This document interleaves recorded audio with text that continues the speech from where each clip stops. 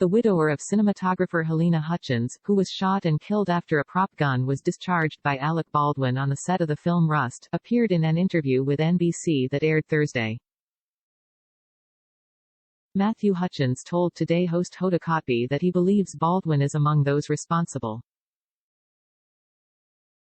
The idea that the person holding the gun and causing it to discharge is not responsible is absurd to me, Hutchins said. Gun safety was not the only problem on that set. There were a number of industry standards that were not practiced and there's multiple responsible parties. The interview comes a little more than a week after Hutchins' family filed a wrongful death lawsuit against Baldwin, the film's production companies, its producers, and other key members of the crew. Hutchins was fatally shot in October during a rehearsal for a scene in the movie being filmed near Santa Fe, New Mexico. Director Joel Souza was also injured in the incident, which occurred when Baldwin practiced a draw with a revolver and fired the weapon. The lawsuit, filed in Santa Fe, alleges numerous industry standard violations by Baldwin and others charged with safety on the set, Hutchins' attorney Brian Panish announced in a news conference last week. The lawsuit claims the production companies and producers cut corners and chose to hire the cheapest crew available, specifically noting that they knowingly hired a wholly unqualified armorer, and required her to split time in a second role as assistant props master. Aaron Dyer, attorney for Baldwin, other producers of Rust, said in a statement to at the time of the filing. We continue to cooperate with the authorities to determine how live ammunition arrived on the Rust set in the first place. Any claim that Alec was reckless is entirely false. He, Halyna and the rest of the crew relied on the statement by the two professionals responsible for checking the gun that it was a cold gun, meaning there is no possibility of a discharge, blank or otherwise.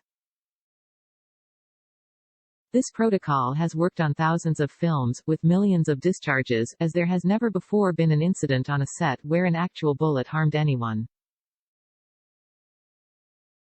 Hutchins told NBC that when he got the call that his wife had died, he raced to be with their son.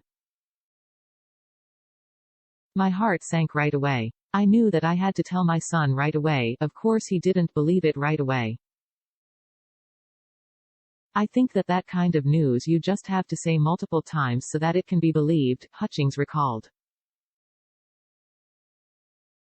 And so, he believed it, and we cried together then. Every holiday, Christmas, New Year's, our anniversary, my birthday, Valentine's Day, I mean, every holiday is difficult without her, he added. Baldwin spoke to ABC's George Stephanopoulos in an interview in December and said that he did not pull the gun's trigger and that he did not know how live ammunition got onto the film's set.